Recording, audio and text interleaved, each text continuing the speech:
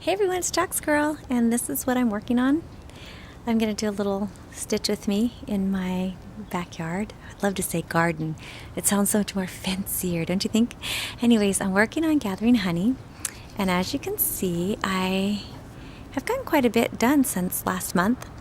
I am currently working on putting some back stitches in on the flagstones. The last time I showed you this piece, I was saying that I wanted to add in the lighter threads here and some darker ones because in the sample, in the sample I could see how there were lighter threads here and darker ones over here in the weave. So I went back and I started putting them in, and then I was looking at the instructions and there it was. That's what it says to do. So there's a lot of extra thread in here, but I don't think it looks too bad. So, I don't know. I'm pretty pleased with it, so I'm going to leave it.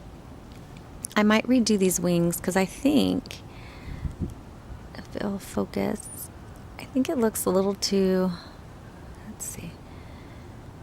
Maybe if I get my finger away. I think it looks a little too cluttered. Sorry. Beer goggles, right? Whoa. Anyways, so I think I might pull these out and redo them to make them look a little softer. But the instructions did say to use 2 threads, but this one's looking really fuzzy, so I might redo that one. But anyways, as you can see, I'm down here now. I was just working on that so you can where my needle is. So I'm outlining the flagstone. I have been looking forward to this, so I'm pretty excited about doing that, and hopefully by the end, I'll have this done by the end of the week. I would love to be able to sit and stitch and do it all tonight and get all of that done. Hello. Oh, I think I turned my camera a little bit. I had a different perspective. Here, wait, hold on. There we go. So anyways, I'm outside and the bugs are flying around me. So I sprayed myself with some Honest bug spray, and that stuff seems to work really well. I think we picked ours up at Costco. So I know it's helping when I go to my daughter's horse riding class. There's a lot of flies out there. It's fly season, and they basically, the last time I was there and I had used it, they stayed away. So it has a nice citronelli scent if you like that. But then I sprayed some right before I came out here, and I think I got it on top of my head, and so I might have a real shiny spot. Oh well. And I cut my hair the way you guys, I cut off quite a bit. Oh. Okay. This is a sad story. It's true, but it's sad. So my daughter's hair literally was down to her mid-thigh, and we only have it cut like once a year because I just never think to take her in and have her hair trimmed or cut. So I was talking to her about it, and I said, I think we need to have maybe 6 inches cut off and then start from there. So we went back and forth, and she was saying, no, only 3, only 3, only 3, only 3. And I said, you know what, let's just do 6, and just make it look very good and healthy again, and it'll be beautiful, I promise. So finally, she said, okay, we can do 6 inches. I don't want her to hear me because it upsets her. So we went to the salon, and hold on, sorry, I'm concentrating. Okay, now the wind's playing with my floss.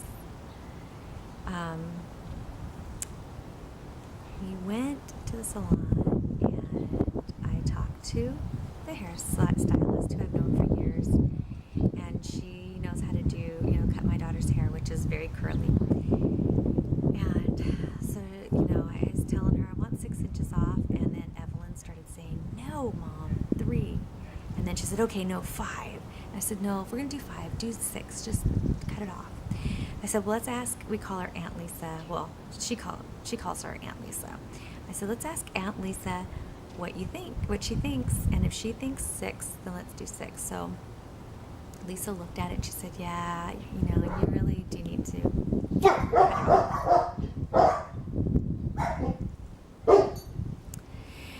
Anyways, so my daughter finally said, okay, fine. And, I had her little shoulders up and she was upset. And so Lisa grabbed her hair and was holding on to the back of it. Now, mind you, my daughter's hair is very, very, very thick.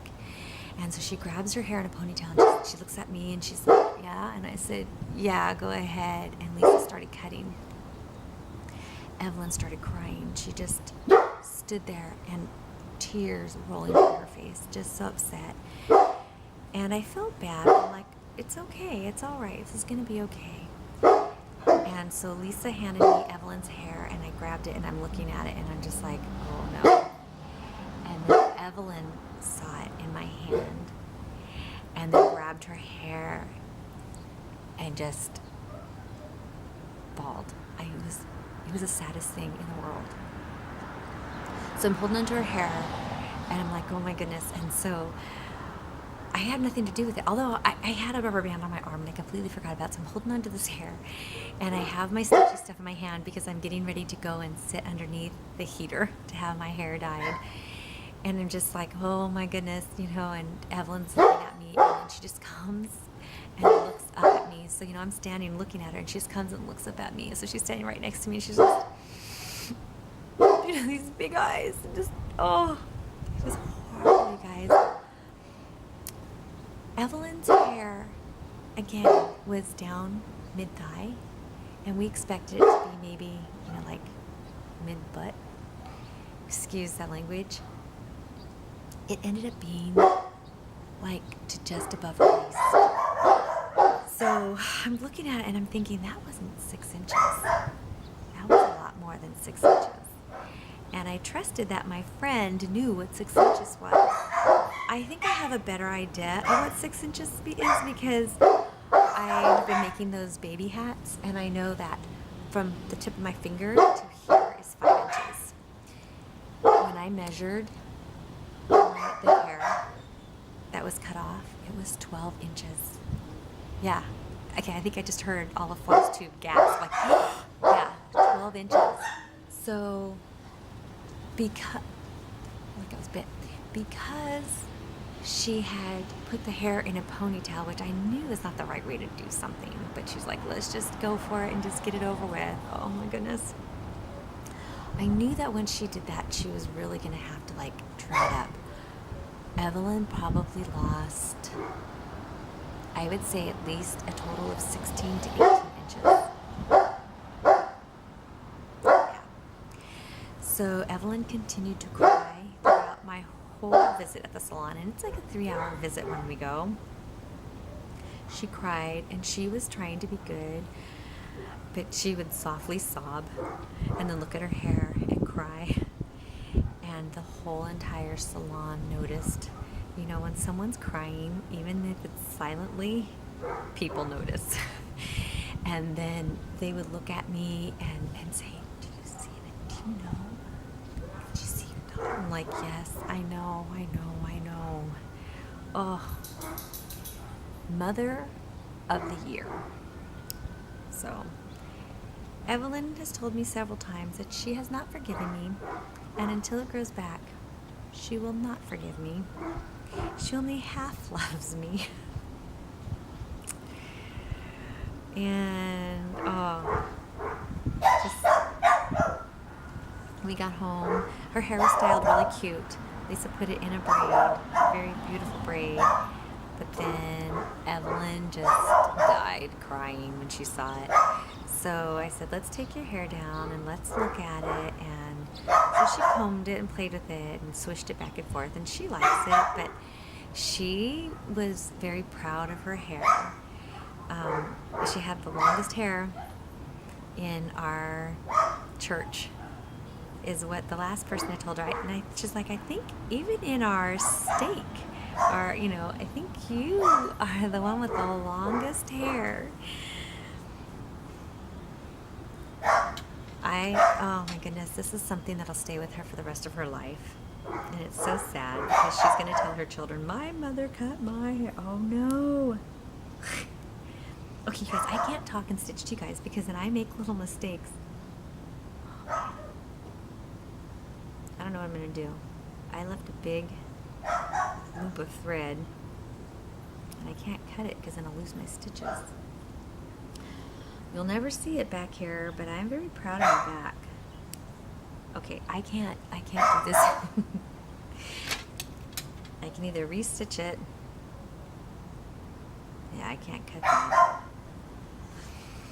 I'll show you guys the back of my stitching, because I can't focus and tell you guys good stories. Anyways, probably some of you have similar stories of your parents doing things to you. All right, let me show you what I just did. So here's the back of my project. It's getting kind of cluttered because of all the back stitching. This is what I just did. I left this loop. Yeah, big deal, right? But I know it's there. Maybe I'll leave it there, and then it's into memoriam of me cutting my daughter's hair.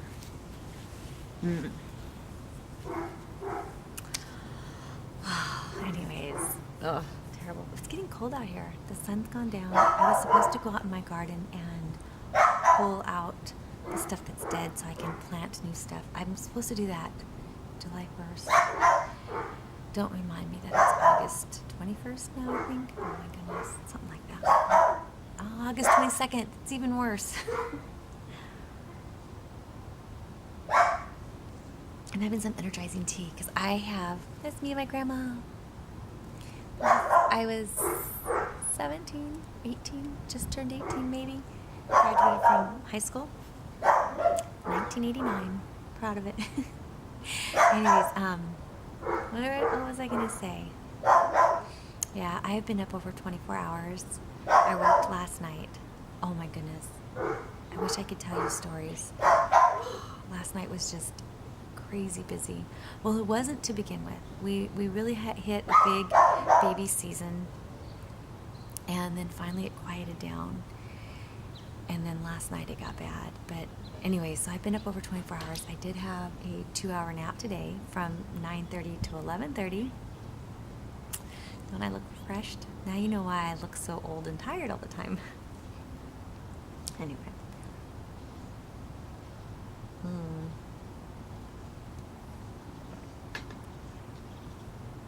Now my hand's damp from holding that. Last night it was just crazy busy at work. Oh my goodness. So we had a couple of nurses standing around for the majority of the night without a patient. I was the only nurse with 2 patients, and there were a couple of other ones. I think we had a total of 6 patients. So I had 2, and then 4 other nurses had patients, each 1 patient each. And then 3 nurses, I think, stood around all night. But I mean, they were being helpful, so I don't mean any disrespect at all. Stuff hit the fan late last night, early this morning, I think it started. We had 1 laboring patient turn to an urgent C-section. Then that was immediately followed with a patient who came in who, we call it placenta previa. So her placenta was, not staying where it should, and so she was bleeding, and the baby was struggling to survive in there. And that baby survived. About an hour and a half later, another one came in like that, and that one was bad. And if you know what bad means, that was bad. And luckily, I wasn't in the operating room for that one. I was told that the baby was not born with a heartbeat, and for 5 minutes they worked on that baby. So I think prior to that, there wasn't a heartbeat, and so it was just a crash C-section. And luckily they were able to revive the baby somehow. So it might have just happened or something. I'm not quite sure the specifics. So, with the blessings of God, that family is intact. Another woman came in full-blown labor, walked in the hallway, water ruptured everywhere, and baby's head was delivered in her pants. The nurse had to pick her up, carry her, put her in the bed. She was a nurse delivery, because the doctors were in this, the crash C-section. Oh, we had another one come in this morning, and she was in labor, and she needed a C-section, and this is her 4th baby, so we're just like trying to hurry up and get her ready for her C-section so she doesn't have any complications. It was just madness. What's going on? My dog got stepped on, I'm sure. Well, this video is probably going to come to a close here quickly. So I'll tell you guys goodbye, and I'll see you guys soon. Bye.